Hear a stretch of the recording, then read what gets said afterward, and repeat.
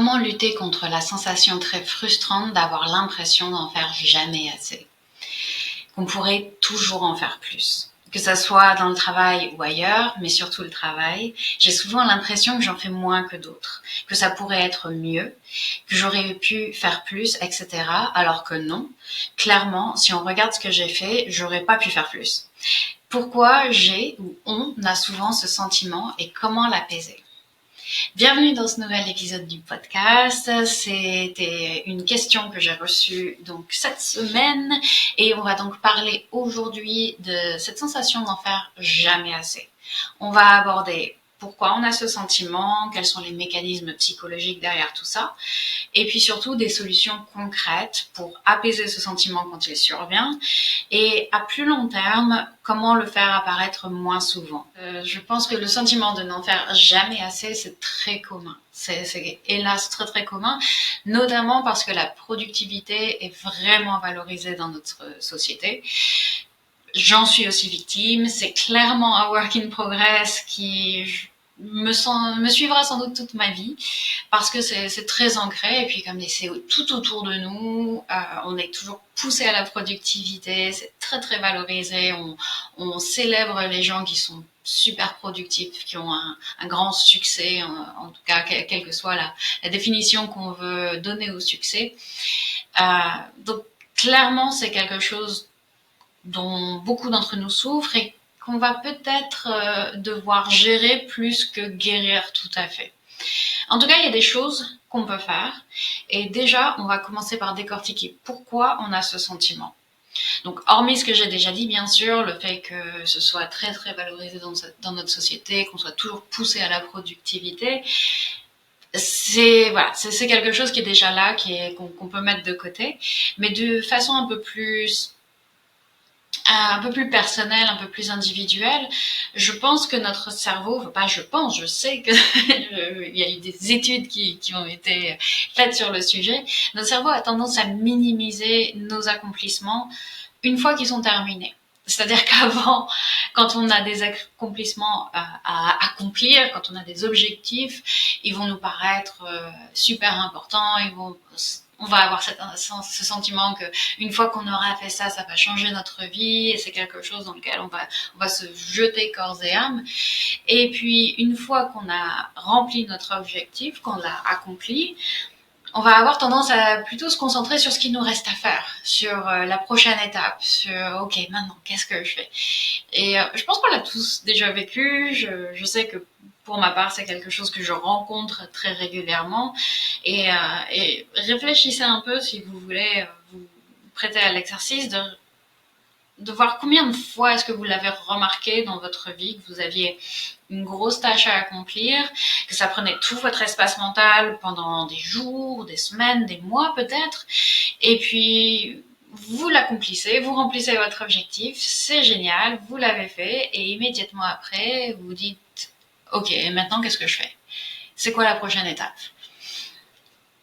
J'y pensais personnellement, par exemple, avec mon yoga teacher training, ma formation de professeur de yoga que j'ai faite il y a maintenant bientôt 10 ans. Mais je sais que j'avais prévu de le faire en octobre-novembre 2016. Et j'avais planifié ça au début d'année. Et puis toute l'année, c'était mon objectif, c'était je vais passer un mois en Inde, je vais apprendre, je vais devenir professeur de yoga, ça va être incroyable. Et puis je stressais à l'idée de pas y arriver, et puis j'ai étudié, machin, et truc. Et puis je l'ai fait, c'était incroyable, c'était merveilleux. Je suis devenue professeur de yoga. Et immédiatement après, c'était ok, quelle est ma prochaine formation? Qu'est-ce que je peux faire maintenant pour approfondir mes connaissances et tout ça? J'ai à peine pris le temps de vraiment apprécier, de vraiment célébrer mon accomplissement, que déjà je pensais à l'étape d'après. Et je pense que vous avez plein d'exemples dans votre propre vie également là-dessus. Et ça m'a fait penser aussi à un phénomène dont on parle, on a pas mal parlé récemment. Enfin, j'ai vu plusieurs vidéos passer sur le sujet, c'est peut-être parce que c'est mes algorithmes qui m'envoient ce genre de choses. Mais ça m'a fait penser à ce phénomène de dépression qu'on voit chez les athlètes olympiques. Ils travaillent pendant pendant toute leur vie. Certains d'entre eux, ils s'entraînent pendant toute leur vie, pendant des mois, des années pour gagner une médaille olympique, et puis ils gagnent leur médaille, et juste après, ils s'effondrent. Psychologiquement, ils s'effondrent complètement. Alors principalement, l'idée, c'est que leur objectif, leur raison d'être, leur motivation, c'était ça. Et maintenant que cet objectif a été atteint, ils se disent quel est le sens de ma vie maintenant? Maintenant que j'ai atteint ce pourquoi j'ai travaillé toute ma vie, j'ai plus rien. Et il y a aussi, du coup, je pense que c'est assez lié avec ce phénomène dont je vous parlais à l'instant, de ce phénomène de qu'est-ce que je fais maintenant? Quelle est la prochaine étape? Le problème pour ces athlètes olympiques, c'est qu'il n'y a pas de prochaine étape. Il n'y a rien au-dessus de la médaille olympique, en fait, à part une autre médaille olympique. Et la réponse à qu'est-ce que je fais maintenant, c'est rien, célèbre ton accomplissement. Mais ils n'arrivent pas. Ils n'arrivent pas, ou ils se disent oui, mais une fois que c'est fait, qu'est-ce que je fais? En fait, on a toujours besoin de ce ok, qu'est-ce que je fais maintenant? Et voilà. Et donc on se concentre sur la tâche suivante et on voit pas le chemin qu'on a parcouru. Donc il y a déjà ce phénomène-là. Ensuite, il y a aussi cette idée qu'on a une vision complètement idéalisée de ce que font les autres, en fait. Et c'est d'autant plus prévalent à l'heure des réseaux sociaux, où on ne voit que les accomplissements des autres et jamais leurs doutes ou leurs limites ou les moments où ils pètent un câble. C'est beaucoup moins vendeur, donc forcément on le partage beaucoup moins. Et ça nous donne cette impression, si on scrolle un peu sur les réseaux, ou même si on écoute autour de nous, c'est pas seulement sur les réseaux, c'est juste beaucoup plus visible sur les réseaux parce que voilà, on est abreuvé de ça sur nos téléphones, mais même si on regarde autour de nous, les gens vont rarement partager leurs doutes, leurs faiblesses, leurs limites, et aussi tout le travail qu'il y a derrière le moindre accomplissement. On partage juste le j'ai réussi à faire ça. Ça fait qu'on a cette impression que tout le monde fait plus que nous et que tout le monde réussit mieux, en fait. Et personnellement, c'est pareil, j'ai dû arrêter de suivre certaines personnes parce que au début, de voir leur succès, leurs accomplissements, ça me motivait. Je me disais, allez, voilà, moi aussi je peux le faire, moi aussi je vais faire ça. Et au bout d'un moment, je me suis rendu compte que ça me faisait plus de mal que de bien parce que j'avais l'impression de pas avoir en moi la force, l'énergie de faire plus, et je culpabilisais. Et c'était pas qu'une impression, c'était le cas, je pouvais pas faire plus. Et du coup, je me disais, mince, eux ils arrivent à faire plus, eux ils réussissent mieux que moi, et moi je suis nulle en fait. Donc cette vision complètement biaisée qu'on a des autres et de leur accomplissement, ça nous pousse nous aussi à la productivité, mais en même temps ça nous enfonce dans un cycle qui mène au burn-out tout simplement. Et je sais d'ailleurs que moi-même j'ai cet effet et sur certaines personnes, et ça m'a surpris, j'ai trouvé ça un peu ironique parce que forcément moi je suis là et j'ai toujours cette impression de pas en faire assez, et puis je reçois un feedback de certaines personnes qui me disent qu'ils étaient super impressionnés par ma régularité dans mes podcasts, mes emails, et c'est vrai que ça fait des années que je fais ça et que j'ai pas raté une semaine d'email, pas raté une semaine de podcast, de vidéos, et on me dit c'est super impressionnant tout ce que tu fais et tout, et moi je me dis mince en fait j'en fais pas mal, c'est vrai. C'est vrai que j'en fais pas mal quand je reçois ce feedback, cette impression que j'ai sur les autres qui est complètement en décalage avec ma propre vision de moi-même. Même si je sais que je parle ici régulièrement de mon anxiété ou de ce genre de soucis dont je parle aujourd'hui, je montre pas forcément je montre pas, c'est sûr, tous les moments de doute, tous les moments d'épuisement, etc. Parce que voilà, je partage pas toute ma vie, et puis j'essaye de partager les choses qui vont aider les autres, et pas nécessairement aussi que des choses qui me mettent dans une lumière un peu plus négative. Donc forcément, il y a toujours un décalage entre la réalité, la vision qu'on a des autres, et ce décalage n'est pas forcément bénéfique pour notre santé mentale. Et puis bien sûr, il y a le perfectionnisme et le syndrome de l'imposteur dont on est beaucoup à souffrir, qui font qu'on a cette voix intérieure qui nous dit qu'on pourrait toujours mieux faire, qu'on pourrait toujours faire plus, qu'on devrait être meilleur dans notre discipline, quand bien même ce serait objectivement impossible d'en faire plus. En tout cas, on peut toujours être meilleur dans sa discipline, mais ça demande beaucoup de pratique, beaucoup de temps, beaucoup d'énergie, et on fait ce qu'on peut, tout simplement, on fait ce qu'on peut. Donc à partir de là, qu'est-ce qu'on fait? Qu'est-ce qu'on fait pour apaiser ce sentiment, cette impression? Alors j'ai compilé quelques petits outils qui, je pense, pourraient vous être utiles si vous êtes sujet à ça également. Le premier, c'est une petite technique qui est très simple, qui est très mignonne, mais que je pense est super efficace dans sa simplicité. C'est de tenir une done list au lieu ou en plus d'une to-do list. Donc on connaît tous les to-do list, c'est la liste des tâches qu'on a à accomplir un jour donné. On en a déjà parlé aussi plusieurs fois de mon amour pour les listes dans ce podcast. Mais là, la done list, c'est un journal de nos accomplissements quotidiens, pour vraiment mettre en lumière tout ce qu'on fait, tout ce qu'on accomplit, et nous aider à contrer ce biais dont je parlais un peu plus tôt, de cette tendance qu'on a à ne pas voir, à ne pas prendre le temps d'apprécier, ne pas à tout de suite passer à autre chose une fois qu'on a accompli quelque chose, à se dire ok, j'ai fait ça, maintenant qu'est-ce que je dois faire? Là, tous les soirs, on peut avant le coucher, c'est pas obligé de faire ça jusqu'à la fin de votre vie, mais au moins pendant un moment pour essayer de contrer ce biais, on fait la liste, ok, aujourd'hui j'ai fait ci, j'ai fait ça, dans ma vie professionnelle, dans ma vie personnelle, c'est important de faire les deux. Et puis on peut relire régulièrement ce journal et surtout quand on a l'impression de pas en faire assez en fait et de pas en faire grand chose, on peut se dire ok, j'ai l'impression que j'avance pas, j'ai l'impression que je pourrais faire plus, mais voilà objectivement tout ce que j'ai accompli cette dernière semaine, ce dernier mois, et ok, en fait c'est pas mal. Et rien que ça, en fait, de mettre en lumière et de contrer ce biais qu'on a de ne pas voir nos accomplissements, je pense que ça peut déjà créer ou planter en tout cas une petite graine pour étouffer cette sensation de ne pas en faire assez. Et puis aussi, important de questionner notre voix critique, de prendre du recul. Et une technique qui est toujours très utile et qui, je pense, nous ouvre assez facilement les yeux, c'est de se mettre à la place d'un ami ou d'échanger en fait nos places avec un ami et d'imaginer que ce qu'on dit à propos de nous-mêmes, c'est quelque chose qui concerne un ami. Je sais pas si je suis très claire, mais en gros, comment dire?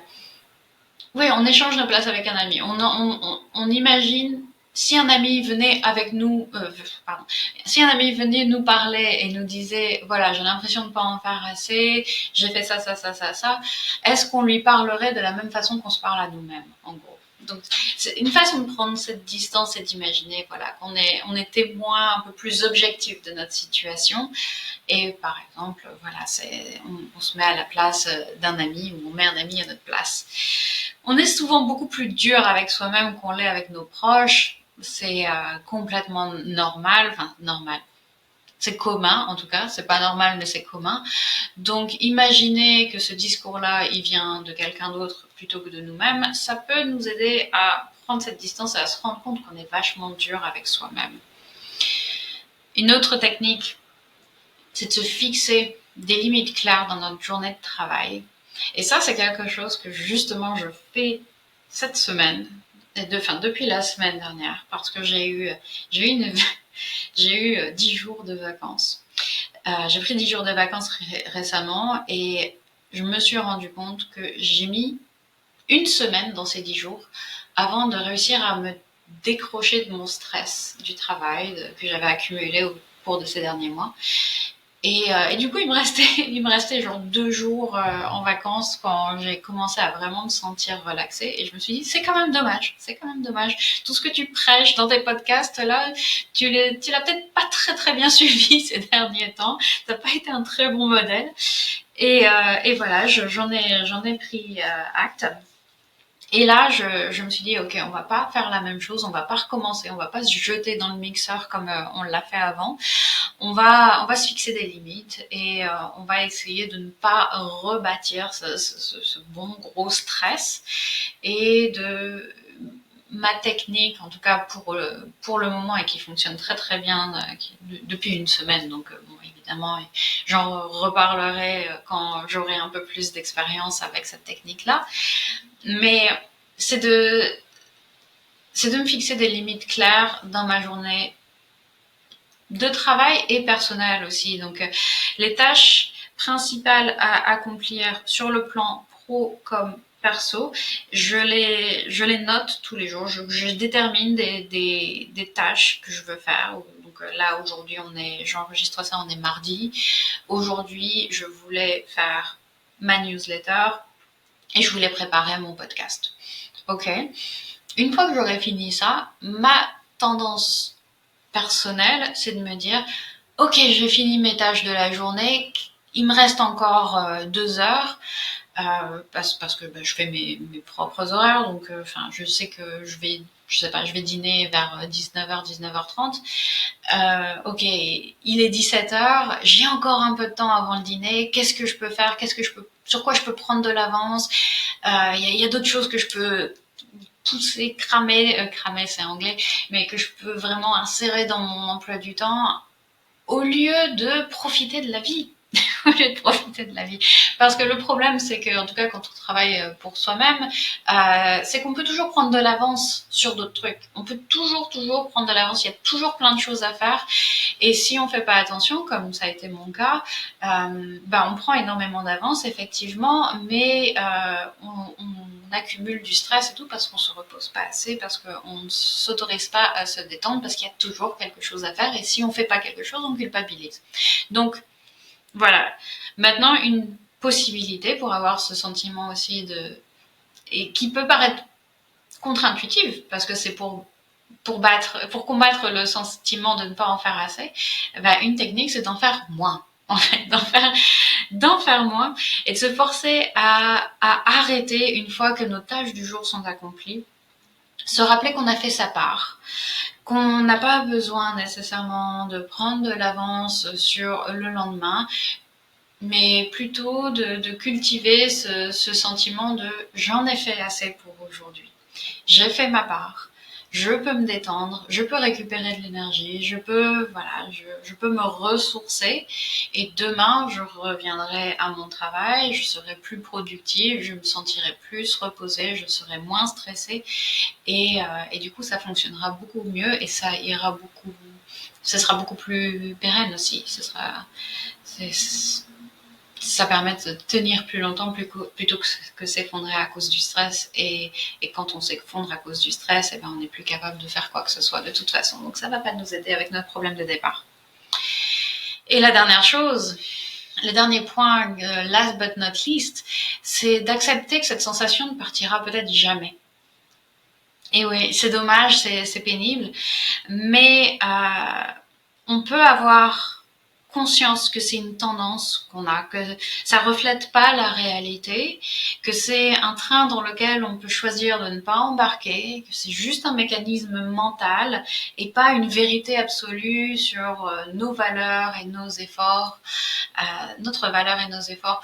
C'est juste un mécanisme mental, c'est juste une pensée, c'est juste et on n'est pas nos pensées.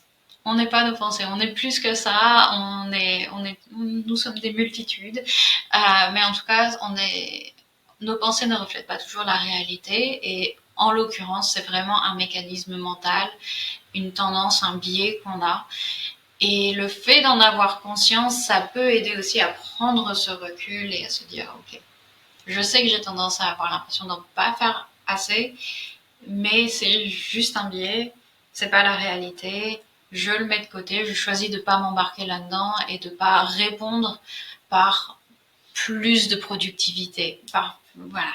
C'est juste un sentiment, c'est juste une émotion, c'est pas la réalité. Voilà, et comme je disais, ça partira peut-être jamais tout à fait, mais c'est quelque chose qu'on peut gérer, en tout cas au quotidien, via les différentes techniques dont j'ai parlé. Et peut-être que vous avez d'autres idées de techniques, d'autres façons dont vous gérez ça, et j'aimerais beaucoup les savoir. Donc n'hésitez pas à les mettre en commentaire de la vidéo ou à m'envoyer un petit message, à m'en parler, à me dire votre ressenti sur là-dessus et comment vous gérez, vous, cette sensation. J'espère que ça vous aura été utile. N'hésitez pas à me laisser des commentaires, à me laisser vos impressions. Et je vous retrouve la semaine prochaine pour un nouvel épisode. Merci beaucoup. Ciao.